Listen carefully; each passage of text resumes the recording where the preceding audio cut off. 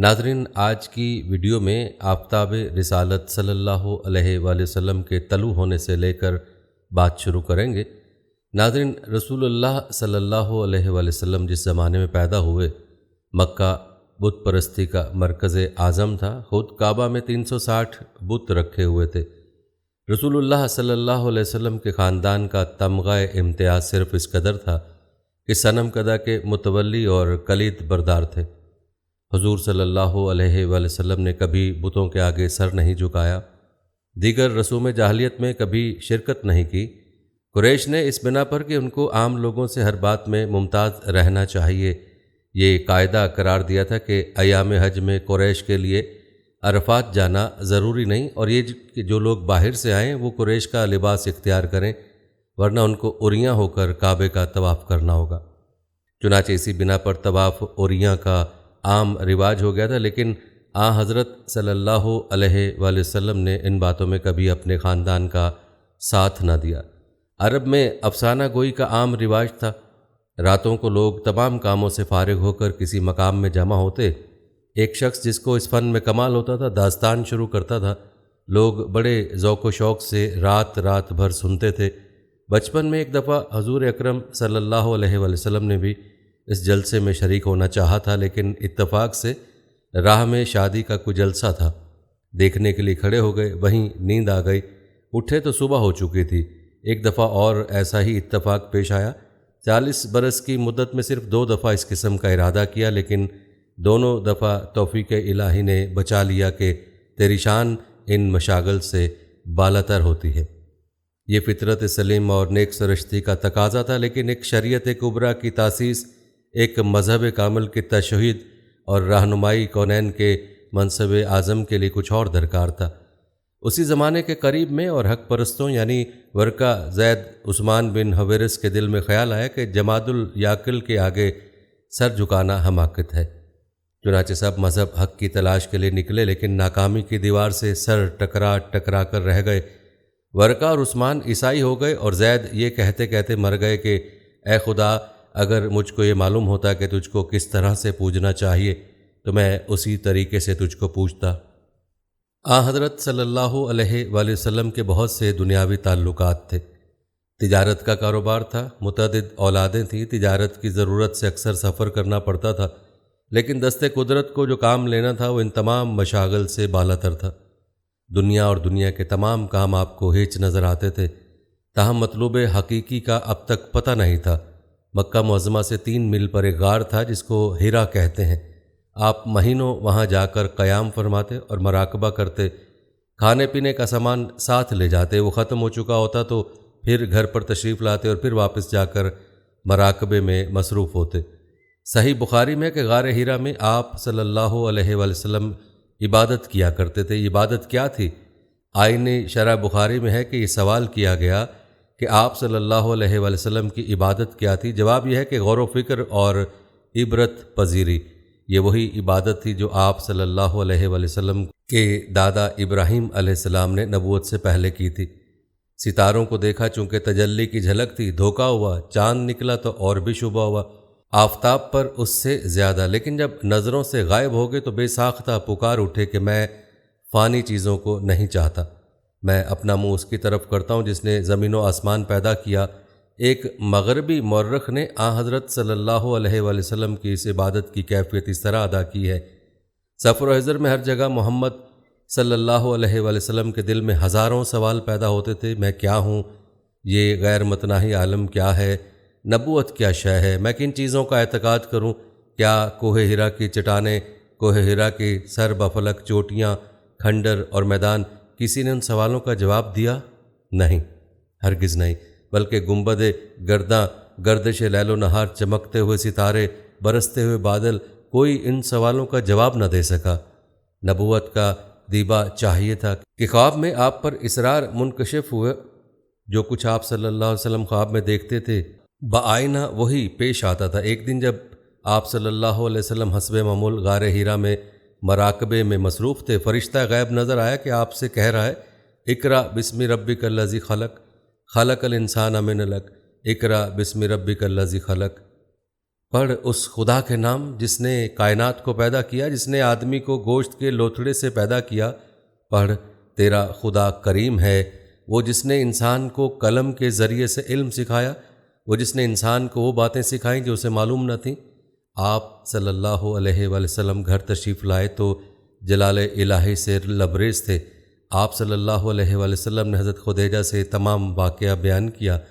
وہ آپ کو ورقہ بن نوفل کے پاس لے گئیں جو عربی زبان جانتے تھے اور تورات اور انجیل کے ماہر تھے۔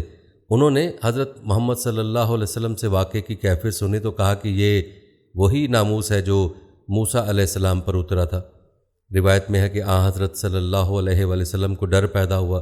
حضرت خدیجہ رضی اللہ تعالیٰ عنہ نے کہا کہ آپ متردد نہ ہوں، خدا آپ کا ساتھ نہ چھوڑے گا۔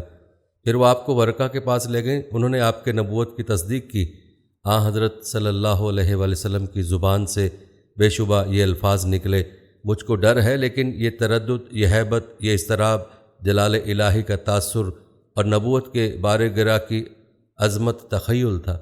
آپ نے کیا دیکھا، ناموس اعظم نے کیا کہا، کیا کیا مشاہدات ہوئے، یہ وہ نازک باتیں ہیں جو الفاظ کا تحمل نہیں کر سکتی۔ صحیح بخاری کی کتاب التعبیر میں ہے کہ چند روز تک جب وہی رک گئی تو حضرت صلی اللہ علیہ وسلم پہاڑ کی چوٹی پر چڑھ جاتے تھے کہ اپنے آپ کو گرا دیں۔ دفعتاً حضرت جبرائیل علیہ السلام نظر آتے تھے اور کہتے تھے کہ اے محمد صلی اللہ علیہ وسلم، تم واقعی خدا کے پیغمبر ہو۔ اس سے آپ صلی اللہ علیہ وآلہ وسلم کو اس وقت تسکین ہو جاتی تھی، لیکن جب پھر وہی کچھ دنوں کے لیے رک جاتی تو پھر آپ صلی اللہ علیہ وآلہ وسلم کسی پہاڑ کی چوٹی پر چڑھ کر اپنے آپ کو گرا دینا چاہتے تھے اور پھر حضرت جبرائیل علیہ السلام نمایاں ہوتے اور تسکین دیتے کہ آپ واقعی خدا کے پیغمبر ہیں۔ حافظ ابن حجر علیہ نے اس حدیث کے حصے اول کی شرح میں معطر عظیم کا اعتراض نقل کیا کہ ایک پیغمبر کو نبوت میں کیوں کر شک ہو سکتا ہے، اور ہو تو کسی عیسائی کی تسکین دینے سے کیا تسکین ہو سکتی ہے؟ پھر ایک مشہور محدث کا یہ جواب نقل کیا کہ نبوت ایک امر عظیم ہے اور اس کا تحمل دفعتاً نہیں ہو سکتا، اس لیے پہلے حضرت صلی اللہ علیہ وسلم کو خواب کے ذریعے مانوس کیا گیا، پھر جب دفعتاً فرشتہ نظر آیا تو آپ شریعت کے تقاضے سے خوف زدہ ہو گئے۔ حضرت خدیجہ رضی اللہ تعالیٰ عنہ نے آپ کو تسکین دی، پھر جب ورقہ نے تصدیق کی تو آپ کو پورا یقین ہو گیا۔ محدث مذکور کے الفاظ یہ ہیں، جب آپ صلی اللہ علیہ وآلہ وسلم نے ورقہ کا کلام سنا تو آپ کو حق کا یقین ہو گیا اور آپ نے اس کا اعتراف کیا۔ محدث مذکور اس کے بعد لکھتے ہیں کہ وہی بار بار اس لیے رک جاتی تھی کہ آپ رفتہ رفتہ اس کی برداشت کرنے کے قابل ہو جائیں، لیکن جبکہ ترمذی میں یہ حدیث موجود ہے کہ نبوت سے پہلے سفر شام میں بمقام بصرہ جس درخت کے نیچے آپ بیٹھے تھے اس کی تمام شاخیں آپ پر جھک آئیں، جسے بحیرہ نے آپ کے نبی ہونے کا یقین کیا۔ جبکہ صحیح مسلم میں حدیث ہے کہ حضرت صلی اللہ علیہ وآلہ وسلم فرماتے ہیں کہ میں اس پتھر کو پہچانتا ہوں جو نبوت سے پہلے مجھ کو سلام کیا کرتا تھا۔ جبکہ صحابہ میں موجود ہے کہ نبوت سے پہلے فرشتوں نے آپ کا سینہ چاک کیا اور جسمانی علائش نکال کر پھینک دی، تو خود ان روایتوں کی روایت کرنے والے کیوں کر یہ کہہ سکتے ہیں کہ فرشتے کا نظر آنا ایسا واقعہ تھا جس سے آپ اس قدر خوف زدہ ہو جاتے تھے کہ ایک دفعہ تسکین ہو کر بھی بار بار اضطراب ہوتا تھا اور آپ اپنے آپ کو پہاڑ پر سے گرا دینے کا ارادہ کرتے تھے اور بار بار حضرت جبرائیل علیہ السلام کو اطمینان دلانے کی ضرورت ہوتی تھی؟ کیا اور کسی پیغمبر کو بھی ابتدائی وحی میں کبھی شک ہوا تھا؟ حضرت موسیٰ علیہ السلام نے درخت سے آواز سنی کہ میں خدا ہوں، تو کیا ان کو کوئی شبہ پیدا ہوا؟ حضرت صلی اللہ علیہ وسلم نے جب فرض نبوت ادا کرنا چاہا تو سخت مشکلیں پیش نظر تھیں۔ اگر آپ کا فرض اسی قدر ہوتا کہ بس مسیح علیہ السلام کی طرح صرف تبلیغی دعوت پر اکتفا فرمائیں یا حضرت کلیم اللہ علیہ السلام کی طرح اپنی قوم کو لے کر مصر سے نکل جائیں تو مشکل نہ تھی، لیکن خاتم الانبیاء صلی اللہ علیہ وسلم کا کام خود سلامت رہ کر عرب اور نہ صرف عرب بلکہ تمام عالم کو فروغ اسلام سے منور کر دینا تھا، اس لیے نہایت تدبیر اور تدریج سے کام لینا پڑا۔ سب سے پہلا مرحلہ یہ تھا کہ یہ پرخطر راز پہلے کس کے سامنے پیش کیا جائے۔ اس کے لیے صرف وہ لوگ انتخاب کیے جا سکتے تھے جو فیض یاب صحبت رہ چکے تھے، جن کو آپ صلی اللہ علیہ وسلم کے اخلاق و عادات کی تمام حرکات و سکنات کا تجربہ ہو چکا تھا، جو پچھلے تجربوں کی بنا پر آپ کے صدق کے دعوے کا قطعی فیصلہ کر سکتے تھے۔ یہ لوگ حضرت خدیجہ رضی اللہ تعالیٰ عنہ آپ کی حرم محترم تھیں، حضرت علی علیہ السلام تھے جو آپ کی آغوش تربیت میں پلے تھے، زید رضی اللہ تعالیٰ عنہ تھے جو آپ کے آزاد کردہ غلام اور بندہ خاص تھے، حضرت ابو بکر تھے جو برسوں سے فیض یاب خدمت تھے۔ سب سے پہلے آپ نے حضرت خدیجہ کو یہ پیغام سنایا، وہ سننے سے پہلے مومن تھیں۔ پھر اور بزرگوں کی باری آئی۔ حضرت ابو بکر صدیق رضی اللہ تعالیٰ عنہ دولت مند، ماہر انصاب، صاحب الرائے اور فیاض تھے۔ ابن سعد نے لکھا ہے کہ جب وہ ایمان لائے تو ان کے پاس 40,000 درہم تھے۔ غرض ان اوصاف کی وجہ سے مکہ میں ان کا عام اثر تھا اور معززین شہر ان سے ہر بات میں مشورہ لیا کرتے تھے۔ ارباب روایت کا بیان ہے کہ کبار صحابہ رضی اللہ تعالیٰ عنہ میں سے حضرت عثمان، حضرت زبیر، حضرت عبد الرحمن بن عوف، حضرت سعد بن ابی وقاص، فاتح ایران، حضرت طلحہ رضی اللہ تعالیٰ عنہ سب انہی کی ترغیب اور ہدایت سے اسلام لائے۔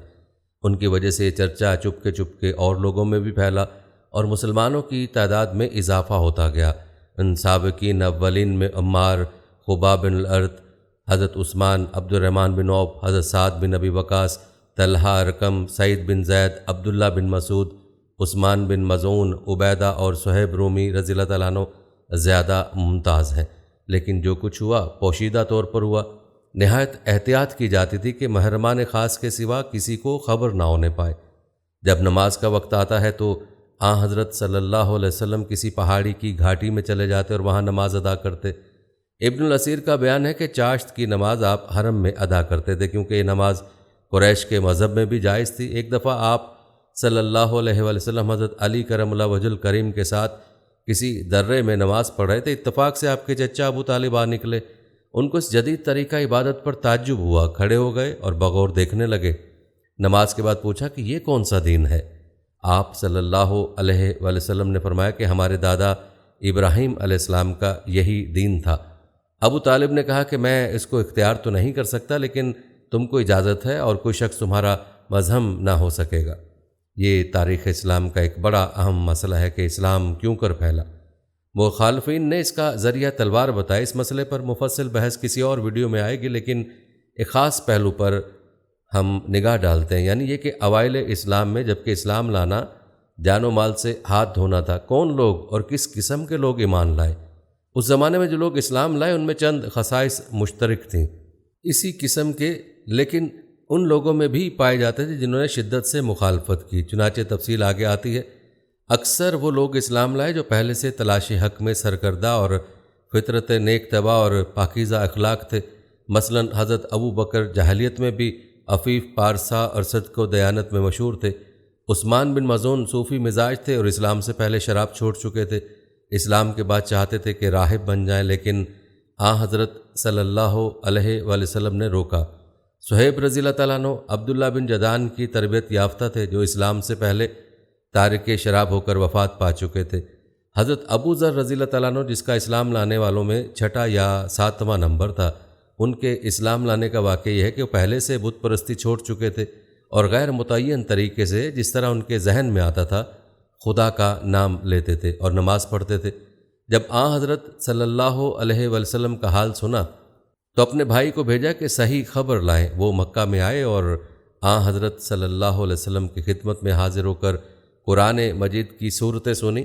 واپس جا کر ابو ذر سے کہا کہ میں نے ایک شخص کو دیکھا جس کو لوگ مرتد کہتے ہیں، وہ مکارم اخلاق سکھاتا ہے اور جو کلام سناتا ہے وہ شعر نہیں کوئی اور چیز ہے، تمہارا طریقہ اس سے بہت ملتا جلتا ہے۔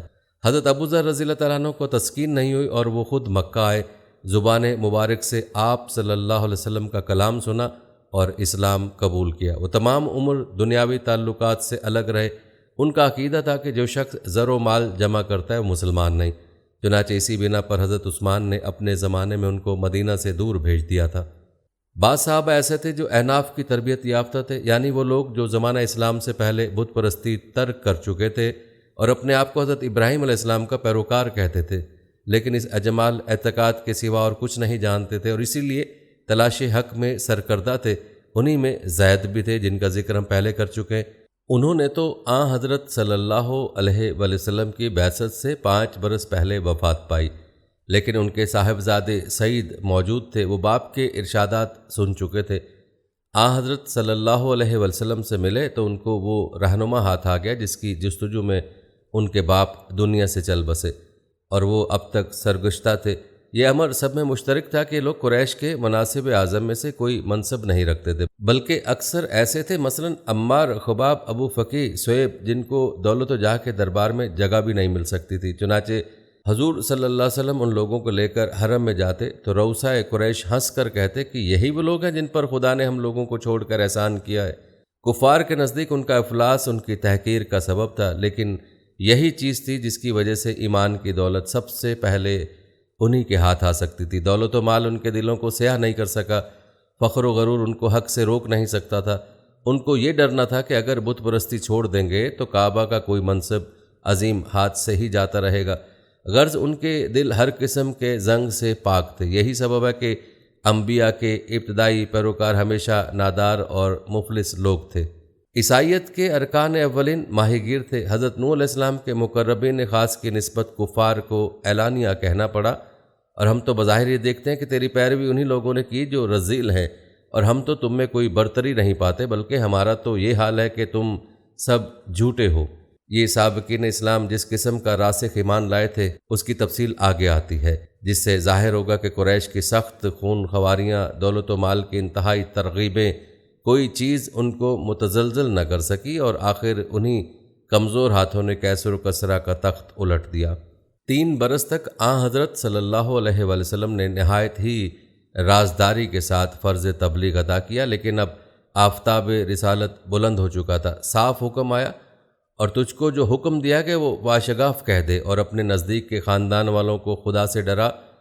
حضرت صلی اللہ علیہ وآلہ وسلم نے کوہ صفا پر چڑھ کر پکارا، لوگ جمع ہوئے تو آپ صلی اللہ علیہ وسلم نے فرمایا، اگر میں تم سے یہ کہوں کہ پہاڑ کے عقب سے ایک لشکر آ رہا ہے تو تم کو یقین آئے گا؟ سب نے کہا کہ ہاں، کیونکہ تم کو ہمیشہ سے ہم نے سچ بولتے دیکھا ہے۔ آپ صلی اللہ علیہ وآلہ وسلم نے فرمایا، تو میں یہ کہتا ہوں کہ اگر تم ایمان نہ لاؤ گے تو تم پر عذاب شدید نازل ہوگا۔ یہ سن کر سب لوگ، جن میں ابو لہب آپ کا چچا بھی تھا، سخت برہم ہو کر واپس چلے گئے۔ چند روز کے بعد آپ صلی اللہ علیہ وآلہ وسلم نے حضرت علی رضی اللہ تعالیٰ عنہ سے کہا کہ دعوت کا سامان کرو۔ یہ در حقیقت تبلیغ اسلام کا پہلا موقع تھا۔ تمام خاندان عبد المطلب مدعو کیا گیا، حمزہ، ابو طالب، عباس سب شریک تھے۔ حضرت صلی اللہ علیہ وآلہ وسلم نے کھانے کے بعد کھڑے ہو کر فرمایا کہ میں وہ چیز لے کر آیا ہوں جو دین اور دنیا دونوں کی کفیل ہے، اس بارے گراں کے اٹھانے میں کون میرا ساتھ دے گا؟ تمام مجلس میں سناٹا تھا۔ دفعتاً مولا علیہ السلام نے اٹھ کر کہا کہ گو مجھ کو عشوب چشم ہے، گو میری ٹانگیں پتلی ہیں، اور گو میں سب سے نو عمر ہوں، تاہم میں آپ کا ساتھ دوں گا۔ قریش کے لیے ایک حیرت انگیز منظر تھا۔ 2 شخص جن میں ایک سے زیادہ صالح نوجوان ہیں دنیا کی قسمت کا فیصلہ کر رہے ہیں۔ حاضرین کو بے ساختہ ہنسی آ گئی، لیکن آگے چل کر زمانے نے بتایا کہ سراپا سچ تھا۔ اب مسلمانوں کی ایک متعدد آباد جماعت تیار ہو گئی تھی، جن کی تعداد 40 سے زیادہ تھی۔ آپ نے حرم کعبہ میں جا کر توحید کا اعلان کر دیا۔ کفار کے نزدیک یہ حرم کی سب سے بڑی توہین تھی، اسی لیے دفعتاً ایک ہنگامہ برپا ہو گیا اور ہر طرف سے لوگ آپ پر ٹوٹ پڑے۔ حضرت صلی اللہ علیہ وآلہ وسلم کے ردیف حضرت حارث بن ابی حالہ رضی اللہ تعالیٰ عنہ گھر میں تھے۔ ان کو خبر ہوئی، دوڑے ہوئے آئے اور حضرت صلی اللہ علیہ وسلم کو بچانا چاہا، لیکن ہر طرف سے ان پر تلواریں پڑیں اور وہ شہید ہو گئے۔ اسلام کی راہ میں یہ پہلا خون تھا جس سے زمین رنگین ہوئی۔ اب بات کریں گے قریش کی مخالفت کا اور اس کے اسباب کا۔ مکہ کی جو عزت تھی کعبے کی وجہ سے تھی۔ قریش کا خاندان جو تمام عرب پر مذہبی حکومت رکھتا تھا اور جس کی وجہ سے وہ ہمسائگان خدا بلکہ آل اللہ یعنی خاندان الہی کہلاتے تھے، اس کی صرف یہ وجہ تھی کہ وہ کعبہ کے مجاور اور کلید بردار تھے۔ ناظرین، یہ بھی ہمیں یاد رکھنا چاہیے کہ خاندان ہاشم اور بنو امیہ برابر کے حریف تھے اور دونوں میں مدت سے رشک و رکابت چلی آتی تھی۔ نا تربیت یافتہ اور تندخو قوموں کا خاصہ ہے کہ کوئی تحریک جو ان کے آبائی رسم و عقائد کے خلاف ان کو سخت برہم کر دیتی ہے، ان کے ساتھ ان کی مخالفت محض زبانی مخالفت نہیں ہوتی اور ان کی تشنگی انتقام کو خون کے سوا کوئی چیز بجھا نہیں سکتی۔ عرب ایک مدت سے بت پرستی میں مبتلا تھا۔ خلیل بت شکن کی یادگار یعنی کعبہ 360 معبودوں سے مزین تھی، جن میں حبل خدائے اعظم تھا۔ یہی بت ہر قسم کے خیر و شر کے مالک تھے، پانی برساتے تھے، اولادیں دیتے تھے، مارکہ ہائے جنگ میں فتح دلاتے تھے، خدا یا تو سرے سے نہ تھا یا تھا تو وجود معطل تھا۔ دوسرا سبب یہ تھا کہ اسلام کا اصل فرض اس طلسم کو دفعتاً برباد کر دینا تھا، لیکن اس کے ساتھ قریش کی عظمت و اقتدار اور عالمگیر اثر کا بھی خاتمہ تھا۔ اس لیے قریش نے شدت سے مخالفت کی، اور ان میں جن لوگوں کو جس قدر زیادہ نقصان پہنچنے کا اندیشہ تھا اسی قدر مخالفت میں زیادہ سرگرم تھے۔ قریش کا رئیس اعظم حرب بن امیہ تھا، چنانچہ حرب فجار میں وہی سپہ سالار اعظم تھا، لیکن حرب کے مرنے کے بعد اس کا بیٹا ابو سفیان اس منصب عظیم کے حاصل کرنے کی قابلیت نہیں رکھتا تھا، اس لیے ولید بن مغیرہ نے اپنی لیاقت اور اثر سے ریاست حاصل کی۔ ابو جہل اس کا بھتیجا تھا اور وہ بھی قریش میں امتیاز رکھتا تھا۔ ابو سفیان گو اپنے باپ کا منصب نہ حاصل کر سکا، لیکن بنو امیہ کے خاندان کا سردار وہی تھا۔ خاندان ہاشم میں سب سے زیادہ کبیر سن ابو لہب تھا، جو رسول اللہ صلی اللہ علیہ وسلم کا حقیقی چچا تھا۔ قبیلہ سہم میں سب سے زیادہ بااثر عاص بن وائل تھا، جو نہایت دولت مند اور کثیر الاولاد تھا۔ قریش کی عنان حکومت انہی رؤسا کے ہاتھ میں تھی، اور یہی لوگ تھے جنہوں نے اسلام کی سخت مخالفت کی۔ قریش کے اور اکابر مثلاً اسود بن مطلب، اسود بن عبد یغوث، نضر بن الحرث، امیہ بن خلف، عقبہ بن ابی معیط انہی لوگوں کے زیر اثر تھے۔ اس وجہ سے اعدائے اسلام میں ان کے نام پر ہر جگہ نمایاں نظر آتے ہیں۔ قریش کا یہ خیال تھا کہ نبوت کا منصب اعظم اگر کسی کو ملتا تو مکہ یا طائف کے کسی رئیس کو ملتا۔ فرمان باری تعالیٰ ہے، وہ لوگ کہتے ہیں کہ قرآن کو اترنا تھا تو ان دو شہروں مکہ اور طائف میں سے کسی رئیس اعظم پر اترنا تھا، یعنی ولید بن ربیعہ یا ابو مسعود ثقفی۔ عرب میں ریاست کے لیے دولت اور اولاد سب سے پہلی اور سب سے ضروری شرط تھی۔ اولاد کی نسبت اکثر وحشی قوموں میں، ہندوستان میں بھی یہ خیال رہا ہے کہ جو شخص صاحب اولاد نہ ہو وہ عالم آخرت کی برکات سے محروم رہتا ہے۔ ہندوؤں میں بھی یہ خیال ہے کہ اولاد کے بغیر انسان کو پوری نجات نہیں مل سکتی۔ قریش میں اوصاف مذکورہ کے لحاظ سے جو لوگ ریاست کا استحقاق رکھتے تھے وہ ولید بن مغیرہ، امیہ بن خلف، عاص بن وائل سہمی، ابو مسعود ثقفی تھے۔ رسول اللہ صلی اللہ علیہ وسلم ان اوصاف سے بالکل خالی تھے۔ دولت کے غبار سے آپ صلی اللہ علیہ وسلم کا دامن پاک تھا، اور اولاد ذکور سال دو سال سے زیادہ زندہ نہیں رہی۔ تیسرا سبب سن لیجئے، قریش کو عیسائیوں سے نفرت تھی، جس کی وجہ یہ تھی کہ ابراہۃ الاشرم یعنی بادشاہ حبش جو کعبہ کے ڈھانے کو آیا تھا عیسائی تھا۔ یہی وجہ تھی کہ قریش عیسائیوں کے مقابلے میں پارسیوں کو زیادہ پسند کرتے تھے۔ ایران اور روم کی جنگ میں ایرانیوں کو فتح ہوئی تو قریش نے نہایت خوشی کا اظہار کیا اور مسلمان شکستہ ہوئے، چنانچہ یہ آیات اتری۔ فرمان الہی ہے، قریب کے ملک میں رومی مغلوب ہو گئے، لیکن یہ لوگ مغلوب ہونے کے بعد چند سال میں پھر غالب آ جائیں گے۔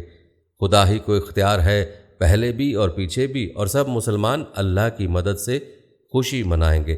ناظرین، اسلام اور نصرانیت میں بہت سی باتیں مشترک تھیں، سب سے بڑھ کر یہ کہ اس زمانے میں اسلام کا قبلہ بیت المقدس تھا، اور مدینہ منورہ میں بھی ایک مدت تک یہی قبلہ رہا۔ ان اسباب سے قریش کو خیال ہوا کہ حضرت صلی اللہ علیہ وسلم عیسائیت قائم کرنا چاہتے ہیں۔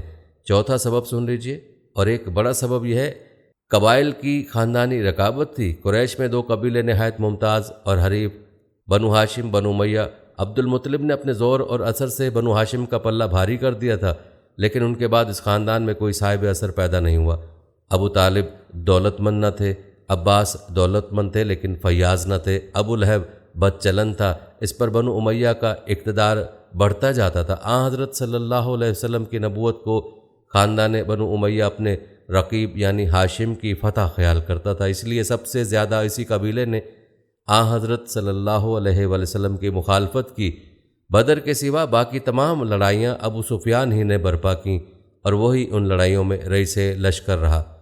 عقبہ بن ابی معیط جو سب سے زیادہ حضرت صلی اللہ علیہ وسلم کا دشمن تھا، اور جس نے نماز پڑھنے کی حالت میں آپ صلی اللہ علیہ وسلم کے دوش مبارک پر اونٹ کی اوج لا کر ڈالی تھی، وہ بھی اموی تھا۔ بنو امیہ کے بعد جس قبیلے کو بنو ہاشم کی برابری کا دعویٰ تھا وہ بنو مخزوم تھا۔ ولید بن مغیرہ اسی خاندان کا رئیس تھا، اس لیے اس قبیلے نے بھی حضرت صلی اللہ علیہ وسلم کی سخت مخالفت کی۔ ابو جہل کی ایک تقریر سے اس بیان کی پوری تصدیق ہوتی ہے۔ ایک دفعہ اخنس بن شریک ابو جہل کے پاس گئے اور کہا کہ محمد صلی اللہ علیہ وسلم کے متعلق تمہاری کیا رائے ہے؟ ابو جہل نے کہا، ہم اور بنو عبد مناف یعنی آل ہاشم ہمیشہ حریف مقابل رہے، انہوں نے مہمانداریاں کی تو ہم نے بھی کی، انہوں نے خون بہا دیے تو ہم نے بھی دیے، انہوں نے فیاضیاں کی تو ہم نے ان سے بڑھ کر کی، یہاں تک کہ جب ہم نے ان کے کاندھے سے کندھا ملا دیا تو اب بنو ہاشم پیغمبری کے دعوے دار ہیں۔ خدا کی قسم ہم اس پیغمبر پر کبھی ایمان نہیں لا سکتے۔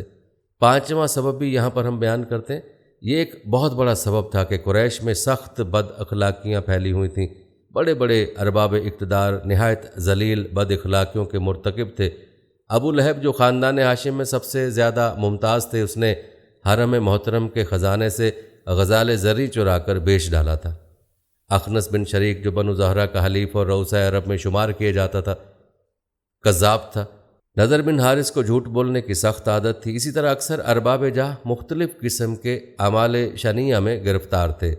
حضرت صلی اللہ علیہ وسلم ایک طرف بت پرستی کی برائیاں بیان فرماتے تھے، دوسری طرف ان بد اخلاقیوں میں سخت داروگیر کرتے تھے جن سے ان کی عظمت و اقتدار کی شہنشاہی متزلزل ہوتی جاتی تھی۔ قرآن مجید میں پہم اعلانیہ ان بدکاروں کی شان میں آیتیں نازل ہوتی تھیں اور گو طریقہ بیان عام ہوتا تھا، لیکن لوگ جانتے تھے کہ روئے سخن کس کی طرف ہے۔ ارشاد باری تعالیٰ ہوا، اور اس شخص کے کہنے میں نہ آنا جو بات بات میں قسم کھاتا ہے، آبرو باختہ ہے، طائن ہے، چغلیاں کھاتا ہے، لوگوں کے اچھے کاموں سے روکتا ہے، حد سے بڑھ گیا ہے، بد ہے، تند خو ہے، اور ان سب باتوں کے ساتھ جھوٹا نسب بتاتا ہے، اس لیے کہ وہ مالدار اور لڑکوں والا ہے۔ سورہ علق میں ارشاد ہوا، وہ سن رکھے کہ اگر وہ باز نہ آیا تو ہم اس کی پیشانی کے بال پکڑ کر گھسیٹیں گے، جو کہ جھوٹی اور خطا کار ہے۔ ممکن تھا کہ واضح پن کا نرم طریقہ اختیار کیا جاتا، لیکن مدت کے عربی نخوت، دولت و اقتدار کا فخر، ریاست کا زوم، ان چیزوں کے ہوتے ہوئے جب تک ضرب نہایت سخت نہ ہوگی وہ خبردار نہ ہوتے، اس لیے بڑے بڑے جبار اس طرح مخاطب کیے جاتے تھے۔ سورہ مدثر میں ارشاد ہوتا ہے، ہم کو اور اس کو تنہا چھوڑ دو، میں نے اس کو اکیلا پیدا کیا، پھر بہت سا مال دیا، بیٹے دیے، سامان دیا، پھر چاہتا ہے کہ ہم اس کو اور دیں، ہرگز نہیں، وہ ہماری آیتوں کا دشمن ہے۔ یہ خطاب ولید بن مغیرہ کے ساتھ ہے جو قریش کا سرتاج تھا، اور یہ الفاظ اس شخص کی زبان سے ادا ہوتے تھے جس کو ظاہری جاہ و اقتدار حاصل نہ تھا، لیکن مخالفت کی جو سب سے بڑی وجہ تھی اور جس کا اثر تمام قریش بلکہ تمام عرب پر یکساں تھا، یہ تھا کہ جو معبود سینکڑوں برس سے عرب کی حاجت روائے عام تھے اور جن کے آگے وہ ہر روز پیشانی رگڑتے تھے، اسلام ان کا نام و نشان مٹاتا تھا اور ان کی شان میں کہتا تھا۔ سورہ انبیاء میں ارشاد باری تعالیٰ ہے، بلا شبہ تم اور جن چیزوں کو تم خدا کو چھوڑ کر پوجتے ہو سب دوزخ کے ایندھن ہوں گے۔ اب بات کرتے ہیں قریش کے تحمل کے اسباب کی، ان اسباب کے ساتھ جن میں سے ہر ایک قریش کو سخت مشتعل کر دینے کے لیے کافی تھا۔ توقع یہ تھی کہ اعلان نبوت کے ساتھ سخت خون ریزیاں شروع ہو جاتیں، لیکن قریش نے تحمل سے کام لیا اور اس کے ناگزیر اسباب تھے۔ قریش خانہ جنگوں میں تباہ ہو چکے تھے اور حرب الفجار کے بعد اس قدر عاجز آ گئے تھے کہ لڑائی کے نام سے ڈرتے تھے۔ قبیلہ پرستی کی وجہ سے لڑائی صرف اتنی سی بات پر شروع ہو جاتی تھی کہ کسی قبیلے کا کوئی آدمی قتل کر دیا جائے، مقتول کا قبیلہ بغیر کسی تحقیق کے انتقام کے لیے کھڑا ہو جاتا تھا، اور جب تک بدلہ نہ لے لیا جائے یہ آگ بجھ نہیں سکتی تھی۔ رسول اللہ صلی اللہ علیہ وسلم کے قتل پر آمادہ ہونا قریش کے لیے نہایت آسان تھا، لیکن وہ جانتے تھے کہ بنو ہاشم خون کا انتقام نہ چھوڑیں گے اور پھر سلسلہ بسلسلہ تمام مکہ جنگ میں مبتلا ہو جائے گا۔ بہت سے لوگ اسلام لا چکے تھے اور تقریباً کوئی قبیلہ ایسے باقی نہیں تھا جس میں دو ایک شخص اسلام نہ لا چکے ہوں۔ اس لیے اسلام اگر جرم تھا تو صرف ایک شخص کا جرم نہ تھا بلکہ سینکڑوں تھے اور سب کا استحصال کرنا ممکن نہ تھا۔ قریش کے رئیسوں میں متعدد ایسے لوگ تھے جو شریف النفس تھے، وہ بد نفسی کی وجہ سے نہیں بلکہ اپنے خیال میں نیک نیتی کی بنا پر مخالفت کرتے تھے۔ اس بنا پر وہ چاہتے تھے کہ معاملہ صلح آشتی سے طے ہو جائے۔ غرض جب آپ صلی اللہ علیہ وسلم نے اعلان نبوت کیا اور بت پرستی کی اعلانیہ مذمت شروع کی تو قریش کے چند معززوں نے ابو طالب سے آ کر شکایت کی۔ جناب ابو طالب نے نرمی سے سمجھا کر رخصت کر دیا، لیکن چونکہ بنائے نزاع قائم تھی، یعنی حضرت صلی اللہ علیہ وسلم ادائے قرض سے باز نہ ہو سکتے تھے، اس لیے سفارت دوبارہ ابو طالب کے پاس آئی۔ اس میں تمام رئیس قریش یعنی عتبہ بن ربیعہ، شیبہ، ابو سفیان، عاص بن ہشام، ابو جہل، ولید بن مغیرہ، عاص بن وائل وغیرہ شریک تھے۔ ان لوگوں نے ابو طالب سے کہا کہ تمہارا بھتیجا ہمارے معبودوں کی توہین کرتا ہے، ہمارے آباء و اجداد کو گمراہ کہتا ہے، ہم کو احمق ٹھہراتا ہے، اس لیے یا تو تم بیچ میں سے ہٹ جاؤ یا تم بھی میدان میں آؤ کہ ہم دونوں میں سے ایک کا فیصلہ ہو جائے۔ ابو طالب نے دیکھا کہ اب حالت نازک ہو گئی ہے، قریش اب تحمل نہیں کر سکتے اور میں تنہا قریش کا مقابلہ نہیں کر سکتا۔ حضرت صلی اللہ علیہ وآلہ وسلم سے مختصر لفظوں میں کہا کہ جان امن میرے اوپر اتنا بھار نہ ڈال کہ میں اٹھا نہ سکوں۔ آپ صلی اللہ علیہ وآلہ وسلم کی ظاہری پشت و پناہ جو کچھ تھے جناب ابو طالب تھے۔ حضرت صلی اللہ علیہ وسلم نے دیکھا کہ اب ان کے پائے ثبات میں بھی لرزش ہے۔ آپ نے آبدیدہ ہو کر فرمایا، خدا کی قسم اگر یہ لوگ میرے ایک ہاتھ میں سورج اور دوسرے میں چاند لا کر دیں تب بھی میں اپنے فرائض سے باز نہ آؤں گا۔ خدا اس کام کو پورا کرے گا یا میں خود اس پر نثار ہو جاؤں گا۔ آپ کی پر اثر آواز نے جناب ابو طالب کو سخت متاثر کیا۔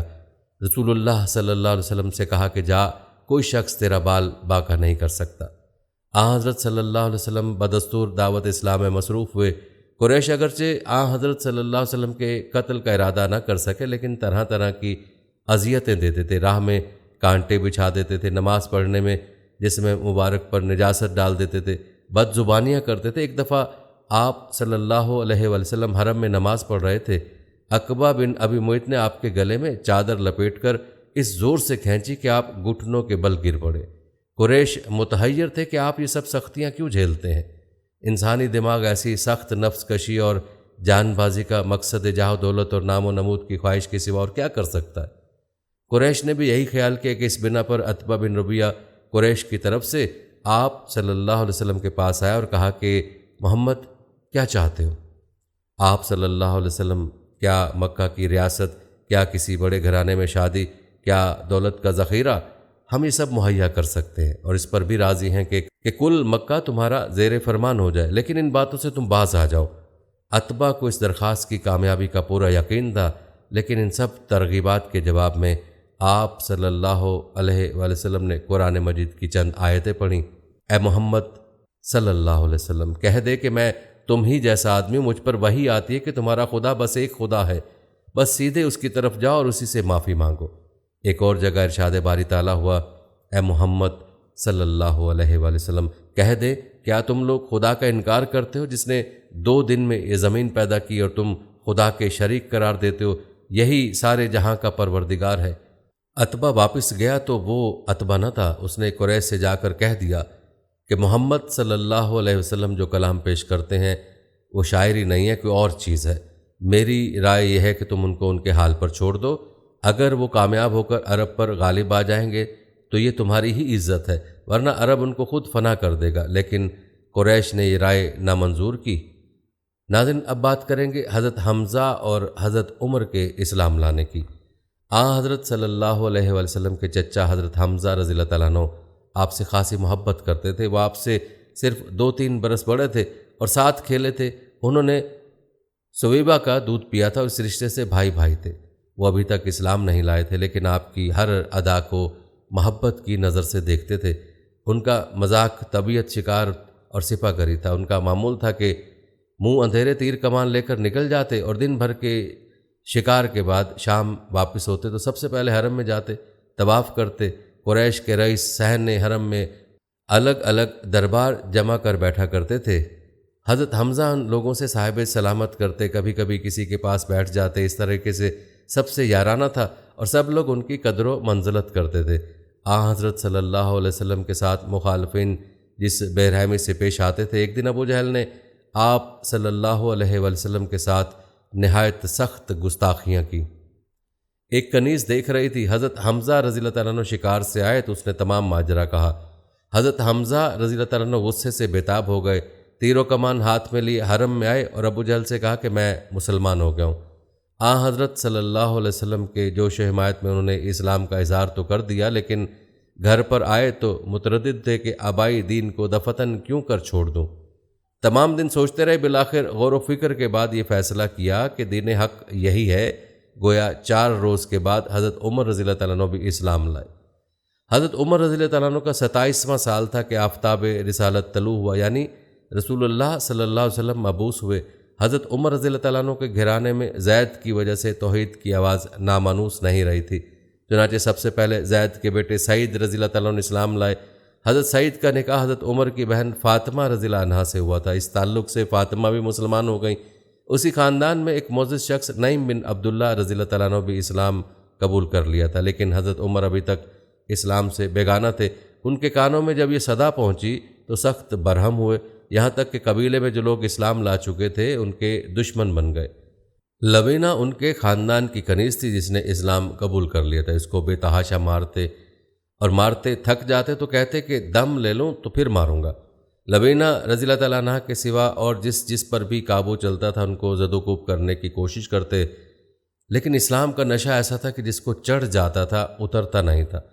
تمام سختیوں پر ایک شخص کو بھی اسلام سے نہ بدل سکا۔ آخر مجبور ہو کر نعوذ باللہ خود ذات نبوی صلی اللہ علیہ وسلم کے قتل کا ارادہ کیا۔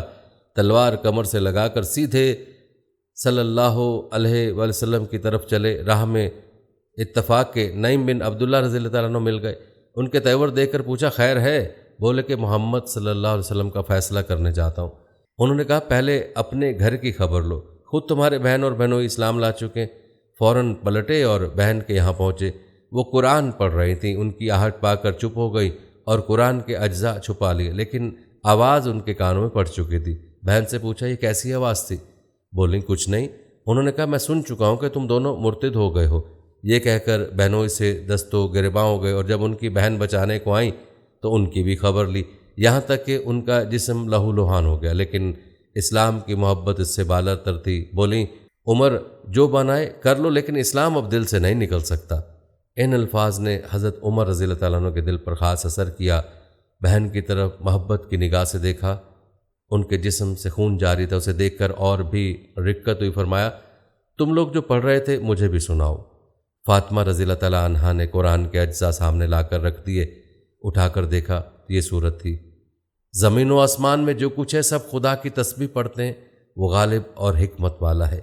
ایک ایک لفظ پر ان کا دل مروب ہوتا جاتا تھا، یہاں تک کہ جب اس آیت پر پہنچے خدا پر اور اس کے رسول پر ایمان لاؤ تو بے اختیار پکار اٹھے اشہد ان لا الہ الا اللہ واشہد ان محمد عبدہ ورسولہ۔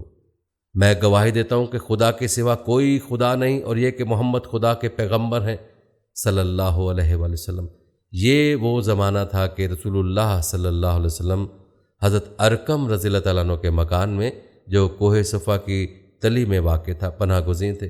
حضرت عمر رضی اللہ تعالیٰ عنہ نے آستانہ مبارک پر پہنچ کر دستک دی، چونکہ شمشیر بکف گئے تھے۔ صحابہ کرام رضی اللہ عنہم کو تردد ہوا، لیکن حضرت حمزہ رضی اللہ تعالیٰ عنہ نے کہا آنے دو، مخلصانہ آیا تو بہتر، ورنہ اسی کی تلوار سے اس کا سر قلم کر دوں گا۔ حضرت عمر رضی اللہ تعالیٰ عنہ نے اندر قدم رکھا تو رسول اللہ صلی اللہ علیہ وسلم خود آگے بڑھے اور ان کا دامن پکڑ کر فرمایا کیوں عمر، کس ارادے سے آیا ہے؟ نبوت کی پرجلال آواز نے ان کو کپ کپا دیا۔ نہایت خضوع کے ساتھ عرض کیا ایمان لانے کے لیے۔ حضرت صلی اللہ علیہ وآلہ وسلم نے بے ساختہ اللہ اکبر پکارا، اور ساتھ ہی تمام صحابہ نے مل کر اس زور سے اللہ اکبر کا نعرہ مارا کہ تمام پہاڑیاں گونج گئیں۔ حضرت عمر رضی اللہ تعالیٰ عنہ کے مسلمان ہو جانے سے اسلام کی تاریخ میں ایک نیا دور شروع ہو گیا۔ اس وقت تک اگرچہ 40-50 آدمی اسلام لا چکے تھے، عرب کے مشہور بہادر حضرت حمزہ سید الشہداء رضی اللہ تعالیٰ عنہ نے بھی اسلام قبول کر لیا تھا، تاہم مسلمان اپنے فرائض مذہبی اعلانیہ نہیں ادا کر سکتے تھے، اور کعبہ میں نماز پڑھنا تو بالکل ناممکن تھا۔ حضرت عمر کے اسلام لانے کے ساتھ دفعتاً یہ حالت بدل گئی۔ انہوں نے اعلانیہ اپنا اسلام ظاہر کیا۔ کافروں نے اول بڑی شدت کی، لیکن وہ ثابت قدمی سے مقابلہ کرتے رہے، یہاں تک کہ مسلمانوں کی جماعت کے ساتھ کعبہ میں جا کر نماز ادا کی۔ ابن ہشام نے اس واقعے کو عبداللہ بن مسعود کی زبانی ان الفاظ میں روایت کیا، جب عمر اسلام لائے تو قریش سے لڑے، یہاں تک کہ کعبہ میں نماز پڑھی اور ان کے ساتھ ہم لوگوں نے بھی پڑھی۔ صحیح بخاری میں کہ جب حضرت عمر رضی اللہ تعالیٰ عنہ اسلام لائے تو ایک ہنگامہ سا برپا ہو گیا۔ اتفاق سے عاص بن وائل آ نکلا، اس نے پوچھا کہ کیا ہنگامہ ہے؟ لوگوں نے کہا کہ عمر مرتد ہو گئے۔ عاص بن وائل نے کہا تو کیا ہوا؟ میں نے عمر کو پناہ دی۔ رسوخ اعظم، قوت ارادہ، شدت عمل انسان کے اصلی جوہر ہے اور داد کے قابل ہے، لیکن انہی اوصاف کا رخ جب بدل جاتا ہے تو وہ سخت دلی، بے رحمی، درندہ طبعی اور صفاقی کا معیب قالب اختیار کر لیتے ہیں۔ اسلام جب آہستہ آہستہ پھیلنا شروع ہوا اور رسول اللہ صلی اللہ علیہ وسلم اور اکابر صحابہ رضی اللہ تعالیٰ عنہ کو ان کے قبیلوں نے اپنے حصار حفاظت میں لے لیا تو قریش کا طیش و غضب ہر طرف سے سمٹ کر ان غریبوں پر روٹا جن کا کوئی یار و مددگار نہ تھا۔ ان میں کچھ غلام کنیزیں بھی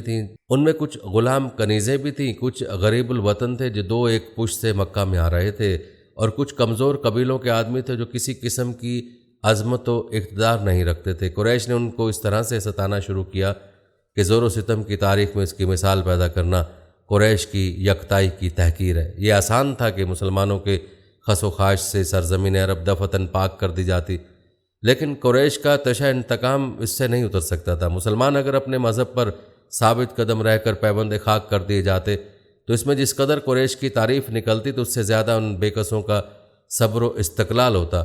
قریش کی شان اس وقت قائم رہ سکتی تھی جب یہ لوگ دائرہ اسلام سے پھر قریش کے مذہب میں آ جاتے۔ یہ شاید ان کو مسلمانوں کی سخت جانی کا امتحان لینا، اس کی داد دینا منظور تھا۔ قریش میں ایسے لوگ بھی تھے جن کا دل واقعی اس حالت پر جلتا تھا کہ ان کا مدتوں کا بنا بنایا کارخانہ درہم برہم ہوا جاتا ہے، ان کے آباء و اجداد کی تحقیر کی جاتی ہے، قابل احترام معبودوں کی عظمت مٹی میں ملائی جاتی ہے۔ یہ لوگ صرف حسرت اور افسوس کر کے رہ جاتے تھے، کہتے تھے کہ چند خام طبقوں کے دماغ میں خلل آ گیا ہے۔ عتبہ، عاص بن وائل وغیرہ اسی قسم کے لوگ تھے، لیکن ابو جہل، امیہ بن خلف وغیرہ کا معیار اس سے زیادہ بلند تھا۔ بہرحال ناظرین، اس کے بعد مسلمانوں پر ظلم و ستم کے طریقے ایجاد ہوتے ہیں اور قریش طرح طرح کے ظلم اور عبرتناک کارنامے سر انجام دیتے ہیں، جن کا ذکر ہم آنے والی ویڈیو میں کریں۔